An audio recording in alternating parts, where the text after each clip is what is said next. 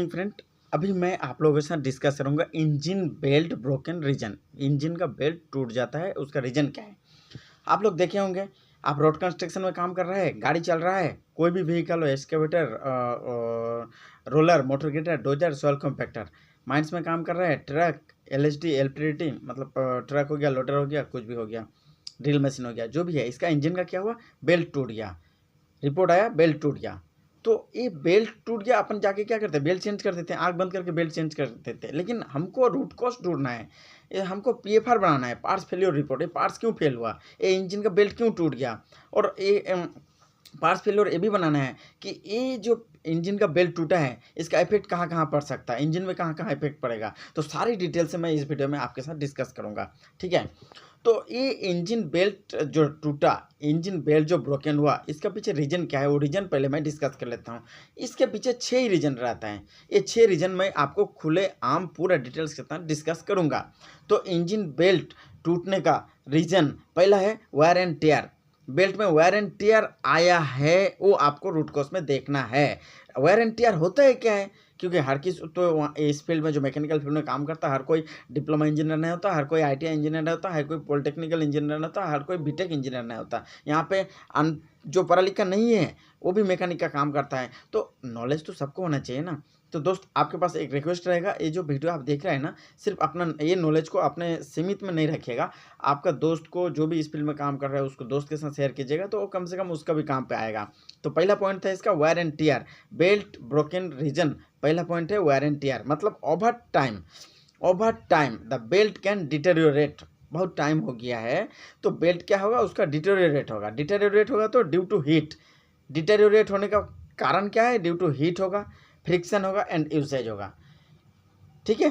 तो over time the belt can deteriorate, over time, बहुत time से द बेल्ट कैन डिटेरियोरेट, ये belt deteriorate हो रहा है हीट के वजह से और फ्रिक्शन के वजह से, और यूज जो हो रहा है वहाँ पे यूसेज के वजह से। ये यूज़ हो रहा है, रोटेशन हो रहा है हर टाइम, वो रोटेशन आइडलर पुल्ली में हो रहा है, टेंशनर पुल्ली में हो रहा है, वो क्रैंक सेफ्ट, कैम सेफ्ट, जो भी है उसका अलग से अलग वीडियो में मैं डिस्कस करूँगा कहाँ कहाँ ये बेल्ट घूमता है। लेकिन अभी आपको इतना जानकारी होना चाहिए कि ये जो अगर अल्टरनेटर बेल्ट बोले तो अल्टरनेटर के पुल्ली के साथ वो इसके साथ इंजन के साथ घूम रहा है, वाटर पंप बेल्ट बोले तो वाटर पंप का पुल्ली के साथ घूम रहा है। यही खाली अंतर रहता है, बाकी कोई अंतर नहीं है। तो वायर एंड टियर क्लियर हो गया मेरे ख्याल से कि बहुत टाइम से ये फ्रिक्शन हो रहा है, हीट जनरेशन हो रहा है और यूसेज की वजह से हो रहा है, तो हमारा वायर एंड टियर आएगा। तो वायर एंड टियर आएगा तो हमको पहले ही मेंटेनेंस के टाइम पे, इंस्पेक्शन के टाइम पे उसको चेंज कर देना सही रहेगा। दूसरा पॉइंट मैं डिस्कस करूँगा, मिस अलाइनमेंट। अगर बेल्ट लगाते time, if the belt is not properly aligned, अगर बेल्ट प्रॉपरली अलाइन नहीं है, इट कैन कोज, इसका कोज क्या होगा, अनइवन वेयर। अनइवन वेयर हो जाएगा, जहाँ तहाँ जैसे रेसा निकलता है ना, बोलते हैं uneven wear and stress leading to breakage, और इसमें स्ट्रेस तैयार हो जाएगा जिसके वजह से ये लीड कर देगा ब्रेकेज के लिए, मतलब टूटने के लिए लीड करेगा, ठीक है। तो अपने को क्या है, ये जो मिस अलाइनमेंट में आप लगाए थे, जिसके वजह से हम लोग जो देहाती लैंग्वेज में बोलते हैं कि रेसा निकल गया, वही बोलते हैं हम लोग जो है अनइवन वेयर हो गया वो, ठीक है, और स्ट्रेस आ गया तो हमारा बेल्ट टूट सकता है। तो मेरे ख्याल से वेयर एंड टियर और मिस अलाइनमेंट, ये 2 पॉइंट मैंने आप लोगों के साथ क्लियर कर दिया हूँ। तीसरा पॉइंट मैंने डिस्कस कर रहा हूँ आपके सामने, ओवर टेंशनिंग। ओवर टेंशनिंग का मतलब क्या होता है, टू मच टेंशन, बहुत ज़्यादा टेंशन दे दिया है इन द बेल्ट। बेल्ट में अगर बहुत ज़्यादा टेंशन दे दिया है तो can cause it to crack और ब्रेक। इसका कारण हो सकता है जो वो क्रैक हो सकता है या ब्रेक हो सकता है। ओवर टेंशनिंग, याद रखना, ओवर टेंशनिंग, बहुत ज़्यादा टेंशन हो गया है बेल्ट में, किसी भी रीजन से हो, रीजन आपको रूट कॉज में देखना है, पार्ट्स फेलियर रीजन में देखना है पीएफआर में, और रीजन देखते हुए वो रीजन को रेक्टिफाई करना है और उसको सॉल्व करना है, तब जाके आपका ओवर टेंशनिंग प्रॉब्लम सॉल्व होगा। तो मैंने मेरे ख्याल से 3 पॉइंट आपके क्लियर कर दिया, wire and tier, miss alignment और ओवर टेंशनिंग। आप आते हैं मैंने अंडर टेंशनिंग, चौथा पॉइंट है अंडर टेंशनिंग। अंडर टेंशनिंग में क्या होता है, टू लिटिल टेंशन, बहुत कम टेंशन हो गया है, can cause the belt to slip. तो इसका कारण क्या हो जाएगा, बेल्ट स्लिप होगा, लीडिंग टू ओवरहीटिंग, ये स्लिप के वजह से ओवरहीटिंग होगा, एंड इवेंचुअल ब्रेकेज, कभी भी वो टूट सकता है। तो अंडर टेंशनिंग में आप देख लिया, अंडर टेंशनिंग, अगर अंडर टेंशनिंग हो गया है, टेंशन जितना होना चाहिए उतना टेंशन नहीं है बेल्ट में, अगर कम है उसके, हल्का सा बेल्ट थोड़ा लूज है, तो चलते चलते क्या होगा, ये बेल्ट स्लिप होगा, स्लिप होकर ओवर हीटिंग होगा, और ओवर हीटिंग होने के बाद है इवेंचुअल ब्रेकेज होगा, कभी भी टूट सकता है। तो मेरे ख्याल से मैं चारों पॉइंट आपके सामने डिस्कस कर लिया और क्लियर है आपके सामने। Wire and tier, miss alignment, over tensioning, under tensioning.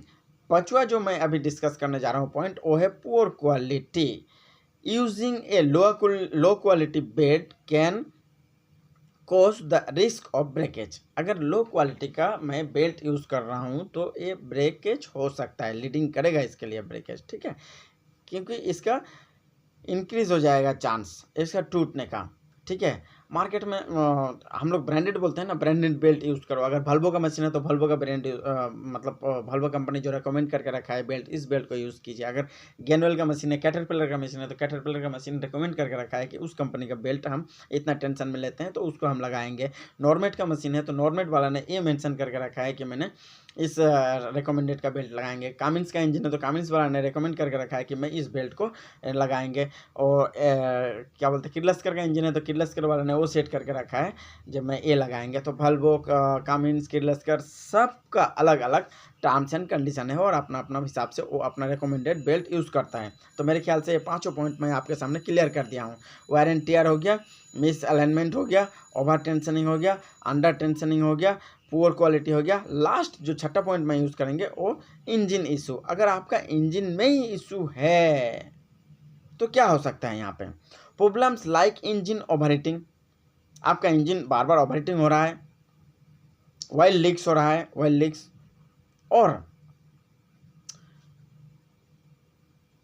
इसका रीजन होता है क्या, मतलब ये सब जो हो रहा है, ओवरहीटिंग हो रहा है, अपना ऑयल लीक्स हो गया, और फॉल्टी टेंशनिंग में फॉल्टी हो जा रहा है। टेंशनर जो है वहाँ पे जो अपना बेल्ट टेंशनर लगाए हुए हैं ना, टेंशनर में फॉल्टी हो गया है क्योंकि वो काम नहीं कर रहा है। काफ़ी टाइम में हो क्या है, डस्ट में चलता है, ज़्यादातर मशीन के बारे में बात कर रहा हूँ, तो डस्ट में चलते चलते वो डस्ट जाके चिपक जाता है, जाम हो जाता है, उसका टेंशनर फेल हो जाता है। या जो नॉर्मल गाड़ी है, नॉर्मल व्हीकल है, 4 व्हीलर है, जो भी है 4 व्हीलर, ऐसे नॉर्मल जो पब्लिक 4 व्हीलर है और जो ट्रक है, सब कुछ है, तो ये जो डस्ट अगर नहीं भी है तो काफ़ी दिन चलने के बाद वो ओवरहीट हो रहा है, ओवरहीट होने के बाद वो धीरे धीरे उस सिपक जा रहा है और जाम हो जा रहा है। तो जाम हो जा रहा है तो वो क्या करेगा, बेल्ट के ऊपर इफेक्ट आएगा। तो ये क्या कर सकता है, can also contribute to belt failure, है बेल्ट फेल कर सकता है, ठीक है।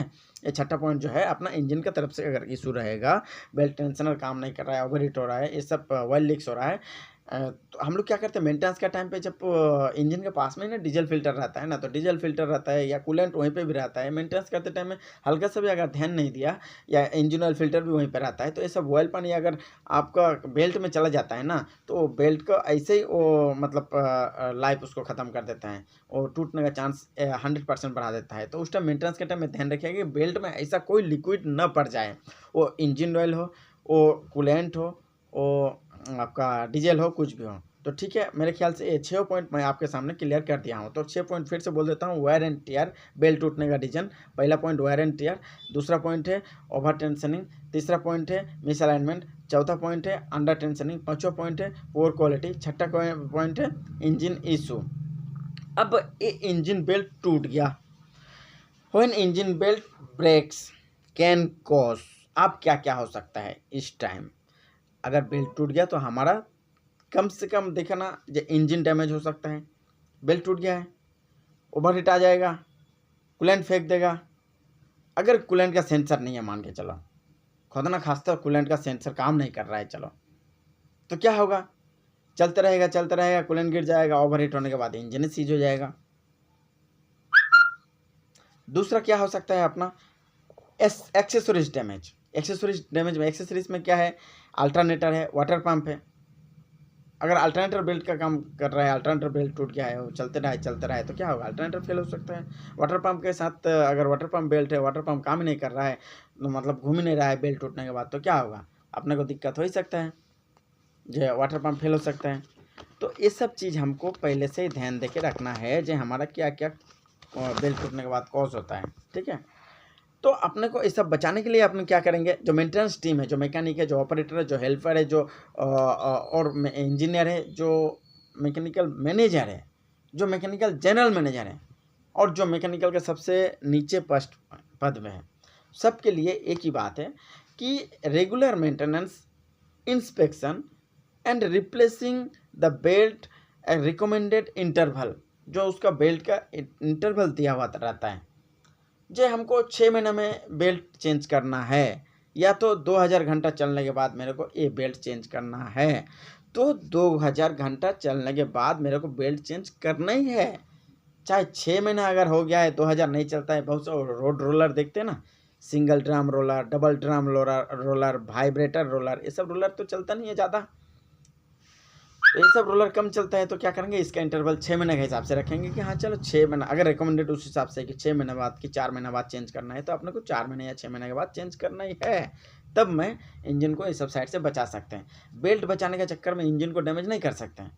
फ्रेंड, अगर इंजन का बेल्ट टूटने का रीजन के बारे में और भी आपको जानकारी लेना है डिटेल्स में, जे कौन सा belt, water pump belt, alternator belt, कहाँ से कनेक्शन रहता है, कैसे रहता है, वो तो मैं डिस्कस करूँगा। लेकिन बेल्ट और डिटेल्स आपको डिस्कस करना है और डिटेल्स जानकारी लेना है, या कुछ भी आपका मन पे सवाल आ रहा है, तो मेरा वीडियो के नीचे आप जरूर उसका क्वेश्चन मार्क दीजिएगा और क्वेश्चन कीजिएगा। मैं आपको ज़रूर हेल्प करूंगा और ज़रूर आंसर दूंगा। और आपका रिलेटेड प्रॉब्लम आपका मशीन पे अगर आ रहा है, तो आप ज़रूर यहाँ पे कमेंट कीजिएगा, मैं आपको ज़रूर हेल्प करूंगा। और फ्रेंड, रिक्वेस्ट तो आपको पहले भी मैं किए थे, अभी भी कर रहा हूँ, लाइक कमेंट शेयर जरूर कर देना। धन्यवाद फ्रेंड।